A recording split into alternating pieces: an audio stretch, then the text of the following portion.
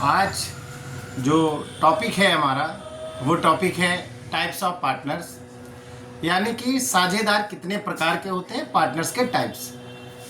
तो जहाँ तक पहला पार्टनर है का टाइप जो है उसे हम कहते हैं सक्रिय साझेदार, यानी कि एक्टिव पार्टनर। सक्रिय साझेदार एक ऐसे साझेदार होते हैं जो कि मैनेजमेंट में एक्टिवली पार्ट लेते हैं, यानी कि लगातार ऑफिस में आना, डॉक्यूमेंट्स को चेक करना, सेल परचेज देखना, जितना भी एक पार्टनर का काम होता है मैक्सिमम वो काम रिस्पॉन्सिबिलिटी के साथ करता है।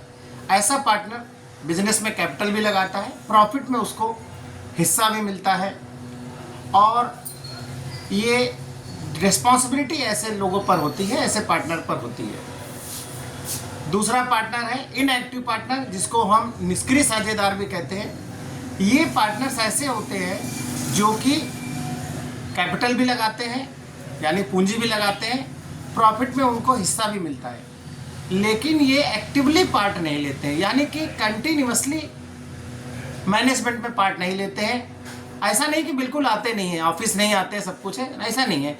जैसे अगर इच्छा हो गई वैसे आते हैं, मतलब ये रेगुलर नहीं है, इनके ऊपर रिस्पॉन्सिबिलिटी नहीं होती है, अगर आ गए तो आ गए, कर लिया तो कर लिया, ऐसा है सब। तो उसको हम लोग बोलते हैं निष्क्रिय साझेदार, इनएक्टिव पार्टनर, या इसको डॉर्मेंट पार्टनर भी कहते हैं।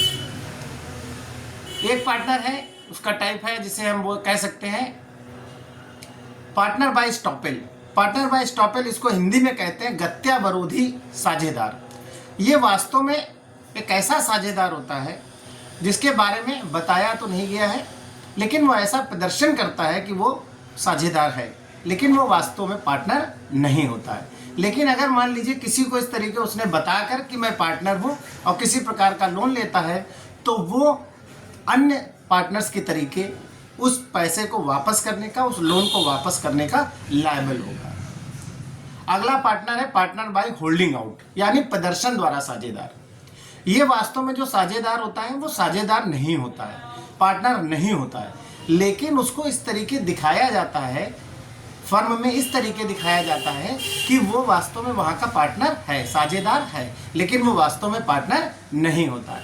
लेकिन अगर मान लीजिए कि इस तरीके किसी से उसने मान लीजिए पैसा लिया, लोन लिया है, तो अगर वापस करने की बात आएगी तो वो अन्य पार्टनर्स भी जो होगा उसके साथ में इस पार्टनर का भी जो होगा वो लायबल होगा उसको पैसा वापस करने के लिए, लोन वापस करने के लिए। एक पार्टनर है जिसको हम कह सकते हैं, जिसका नाम है partner minor partner. Minor partner का मतलब होता है ऐसा पार्टनर जो वयस्क नहीं है, यानी कि जिसकी उम्र 18 साल से कम है। ऐसे साझेदार को हम माइनर पार्टनर बोलते हैं, यानी अवयस्क साझेदार कहते हैं।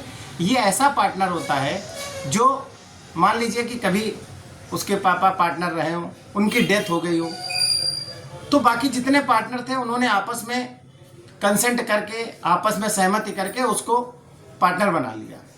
तो ये पार्टनर इस तरीके का जो बना है, ये पार्टनर ये केवल लाभ के लिए पार्टनर बनाया जाएगा, प्रॉफिट के लिए पार्टनर बनाएगा, प्रॉफिट में जो भी इसका हिस्सा होगा वो उसको दे दिया जाएगा, लेकिन इसका लॉस से कोई लेना देना नहीं है। अगर मान लीजिए लॉस होता है तो ऐसा पार्टनर उसमें शेयर नहीं करेगा। और इस तरीके का पार्टनर मैनेजमेंट में पार्ट भी नहीं ले सकता है, डिसीजन में किसी प्रकार में उसका कोई रोल नहीं होता है, डॉक्यूमेंट्स भी वो चेक नहीं कर सकता है, वो केवल प्रॉफिट में हिस्सा ले सकता है, बस। एक पार्टनर होता है इनकमिंग पार्टनर, यानी कि साझेदार में आने, पार्टनरशिप में आने वाला साझेदार।